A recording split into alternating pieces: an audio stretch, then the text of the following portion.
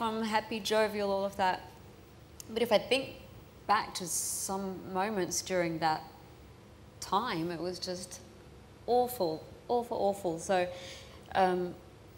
whatever hope or help I can give to people who are going through a similar kind of circumstance, then I just want to spread that message, you know. It must have been, I don't know whether, maybe it was both, maybe it was a help as well as making it harder, everyone knowing, it being a story, everyone wanting to know how you were and how you were dealing with it. Yeah, it was a kind of double-edged sword, but the goodness that I felt coming in my direction was, you know, I almost felt overwhelmed by it. Yeah, I remember, I'm sure most people do, I remember when I heard, and I remember thinking, this can't, but you know, it just seems so odd, and of course it strikes people no matter who they are, but to see you deal with it that well, and to see you cope with that level of attention on top of what you were going through internally was an inspiration. I thought it was remarkable to see how you cope with that, and that must have been, I'm sure, those around you that helped as well, your family. Yeah, well, again, my mum was with me the whole time, you know, even when I had like a stint in hospital, my mum was there with me, and I just thought,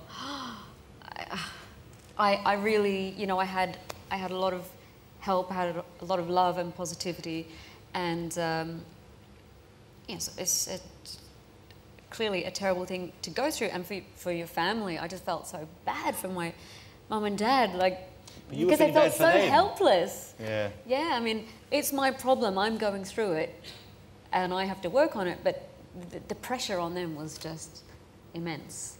But really, all they wanted to see, of course, and you're right, they couldn't do it, but was to see their little girl, because I guess to them you are, first and foremost, their little kid, who's grown up now, but still a kid, to see her get well again. So when that news came, that must have been just the best thing. Yeah, well, when I got through my treatment and started to take my baby steps back into kind of real life, whatever that was,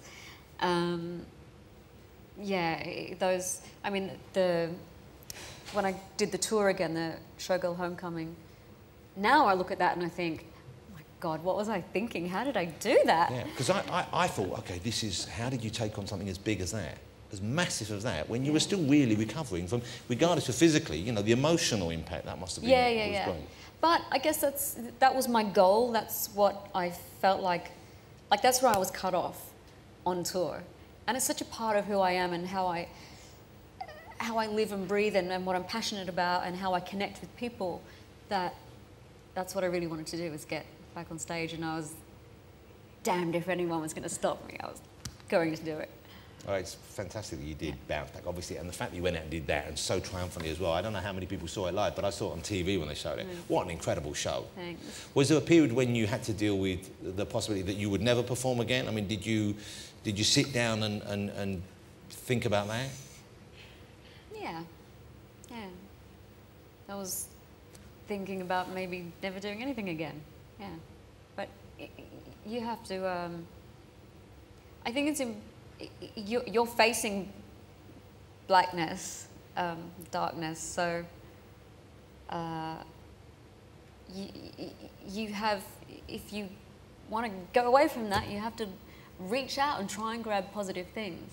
And as I say, I have my family, I had fans, had friends, people would come over and, you know, I don't know, give me, speaking of English, British TV shows before, my sister had a friend who worked somewhere or other and had access to all the, you know, the kind of half-hour shows, because a half hour is all you can concentrate on. Yes, because and that's because you're upset, because your mind takes you elsewhere, because you're tired. You just can't focus.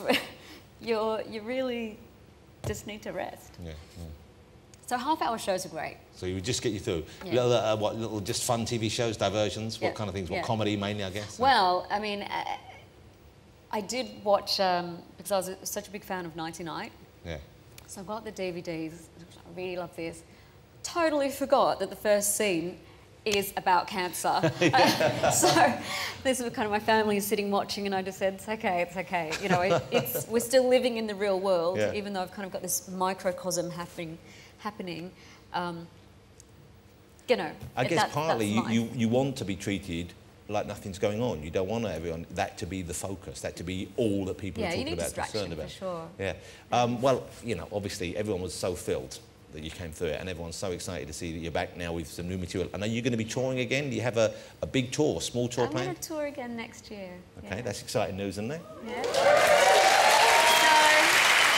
What kind of... So you'll be there in your gold hot pants? Well, if you want me to wear hot pants, I will wear outfit. hot pants for you. If that's your fantasy, then yes, I will. I don't see why it should only be the women who dress up.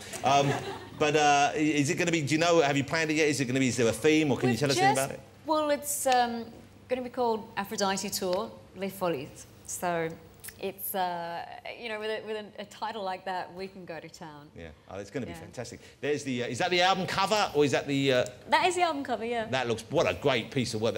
It must be... I'm sure it's hard work, but it's so lovely seeing that kind of outfit and that kind of big glamour thing going on there. OK, you're going to be performing for us this evening, but you've got the new single out now. What's the single called? All the Lovers. And you might be doing something this weekend at Glastonbury. I have a certain flamboyant friend who happens to be in a somewhat flamboyant band, and I might have said that it would be nice to see him on Saturday night. Would this be a young fellow by the name of Jake who favours lederhosen and shorts and in a band called the Scissor Sisters? Yes. Wow, so you're going to be with the Scissor Sisters this weekend? Momentarily, yes. Oh, that's going to be fantastic, isn't it? I'm jealous. And it's going to be great weather there as well, I would hope. OK. All right.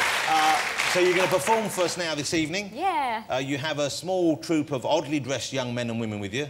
What's They're the deal going to go home with with a complex. What's the deal with the shorts and the tuxedo? It's bang on trend. Is it bang on trend? Yes. Are you really seriously, Kylie? With those legs, it's bang on trend. Look at those pins. He's waxed those legs. You've shaved or waxed your legs, young man, haven't you? You've waxed your legs. Let's see a bit of fuzz on those legs. That's what I want to see. And the other fella now is quite rightly pretending he's not in the room. Does he wear that when he goes out? I don't know. Do you like going out dancing still? If you go out somewhere like to a club before you get performed, can you do that? Can you relax, or suddenly is it like craziness and everyone just wants to see Kylie dance? After I've had a couple of drinks, yeah.